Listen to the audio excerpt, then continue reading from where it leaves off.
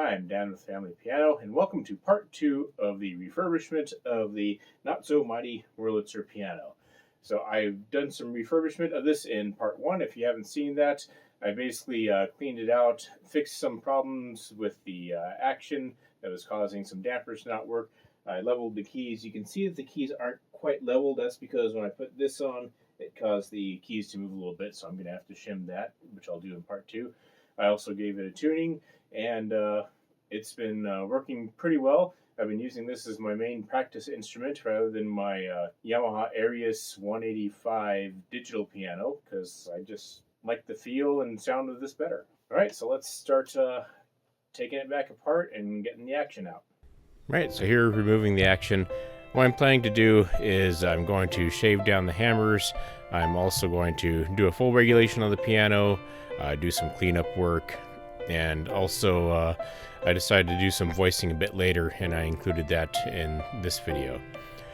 So the thing about spinets is with a standard upright piano, there's maybe a few screws on top, like some thumb wheel bolts, and the whole action comes out. With these spinets, especially because they have the drop action, a lot more finicky. As you can see, there's a lot more screws, a lot more things to remove here and there before you can actually get to the main screws, which I'm finally at now, in order to remove the action completely.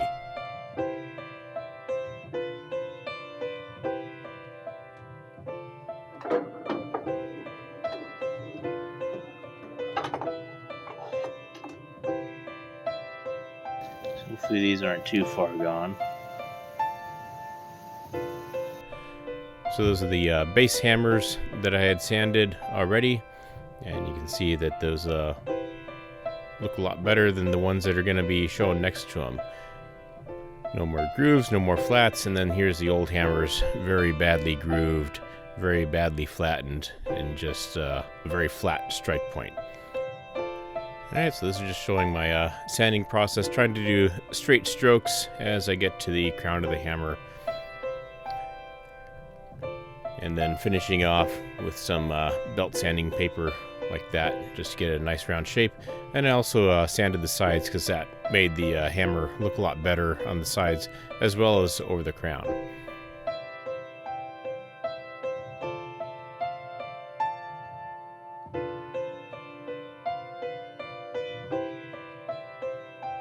Now here it is after I've done all the shaving. Hammers are looking a lot better, although looking straight on, they are a little bit wonky there. It's my first time trying to do this, so they weren't as even, and I would have liked to have done some gang sanding, but I didn't have enough room for it because of the dampers.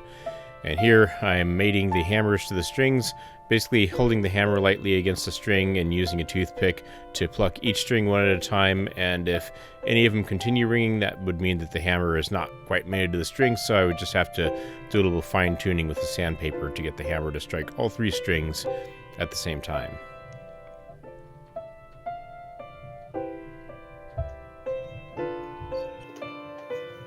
So I've shaved these hammers down to get rid of the very deep string grooves. And now I have another problem in that I press the key down, since there's less hammer, it has to move further in order to get to the let-off portion there, which is set at 1/8 of an inch. But this part of the drop action has to go up so high now, and it's hitting this rail. So what I'm thinking of doing is taking this rail off. There's already a little bit of a cut in here from the factory, but I think I'm going to go ahead and make that a bit deeper, because a lot of these are hitting now. And in terms of my balance rail, that's all I got on the balance rail. It's just one of the blue punches. And even taking that out is too much. And I could put a spacer under the back here, but even with a thick one, I kind of lose my aftertouch there unless I push really hard. And there's still hits a little bit. Right, so of course taking that rail off, I gotta take every single screw out, all 88, to get the action removed. And then I used a belt sander I have to deepen the groove a bit so that it no longer hits against each one of the action parts there as the key is pressed. And here's where I'm doing some voicing here. Now, I found that these hammers are really hard. You can see that the tool I have will take 4 needles, but I'm only using 2 needles because it was really hard to get the needles to go any significant distance into there. I mean, the crown of the hammer was really hard. I was able to get it more into the shoulders, but you can see my process there where I'm doing the shoulders, then I'm doing the crown, and then towards the end I actually did do several jabs into the strike point directly just to try to soften the sound a bit. The results, you'll hear the results in the end of the video, but I don't think it really did all that much. These hammers are so hard that I'm considering later on possibly steaming the hammers to try to a bit more aggressively soften them up, try to warm the piano up so that it's a little less pingy. I'm going to take these out and clean. I'm going to try and clean this up really nice so that it looks good also. But I just need a record of which one of these goes where since I'm taking this off. Alright, so taking off all the pedals and everything like that in order to, I don't know what was down here, if it's just years and years of dust and everything, but I took this completely apart, used a wire wheel on a Dremel to really clean things up a lot and put a little bit of new grease in there. And also, you can kind of see where the pedals are. One of them is shiny, the other 2 aren't, so I believe I used some Brasso to polish them up so that all 3 pedals are nice and shiny now. You can really see there, of course, the sustain pedal is the shiniest one, and the other 2 that are rarely ever used are just really dingy, so I was able to clean those up really nice. Here, somebody, the previous owner had some sort of, well, they had a candle on top of the piano apparently at some time, and it melted really bad down there, so I wanted to get that cleaned off the bass strings so that it's looking a lot nicer. Then got in there with a little pick, got that from Hobby Lobby. They sell little picks like that so that you can get some fine detail work. Then I used quadruple lot steel wool to try to clean the strings up a little bit, give them a little bit of a shine, get them to look a little bit better.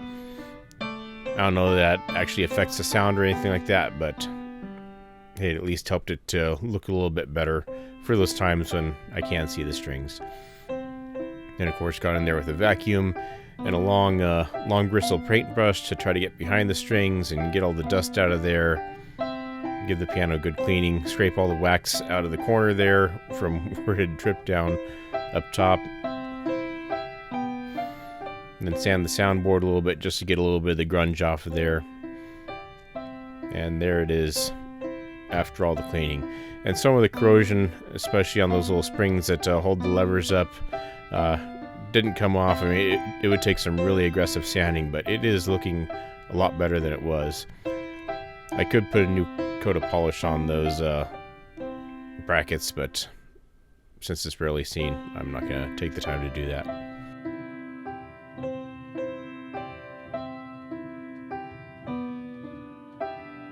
Also cleaned up these parts with a wire wheel on a Dremel to get some of the rust off there. And then the balance rail pins, some of them were a little rusty, so took those out and replaced them with some new ones.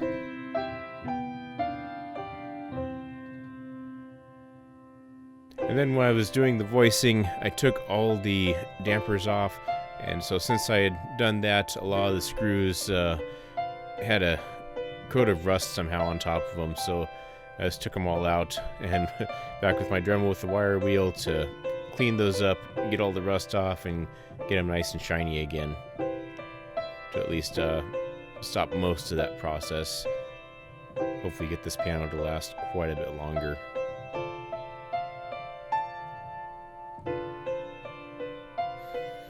And then there's this front panel, which is made of this faux leather. I think Wurlitzer called it Wurlon, so you know whatever. But basically, I used Armor All was like a car cleaner to try to get that cleaned off really well. Also did the top of the piano, which also has that material on it.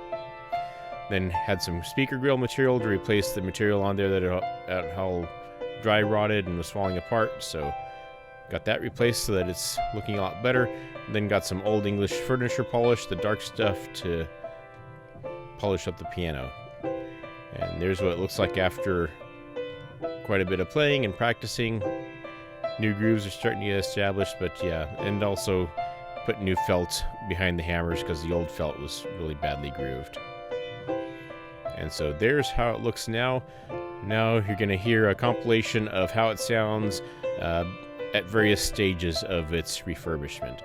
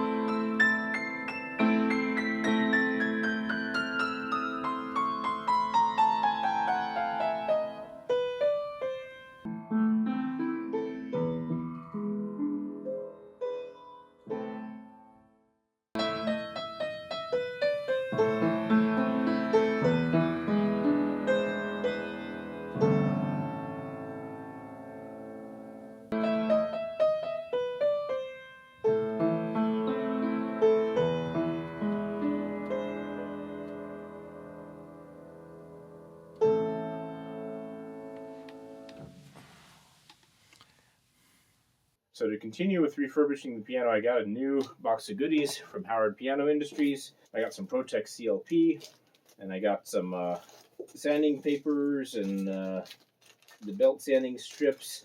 I got new felt to go under here. Also got new felt for the hammers to rest on. A 1/8 inch magnetic strip for regulation. A multi-tool handle. And I got the needle tool and extra needles. And also this tool for the key bushings. An actual key block for checking dip. Some balance rail pins because some of those are rusty, so I'm going to replace those with new ones. And a wire bendy thing. And a regulating tool head thingamajig. And one of these gauges. Oh, and most importantly, I got Pianos Inside Out, which is probably the highest recommended piano maintenance book out there. It's very informative. I've read through most of it, and this has lots of really excellent information on not just pianos, but also maintenance of upright pianos, grand pianos. It even has stuff on square grand and some of the more obscure stuff. Lots of theory. Teaches you how to tune, just everything all about pianos. So this is, from my research, the most recommended book for people who want to learn how to maintain pianos. And there's others out there too, but that's what I chose.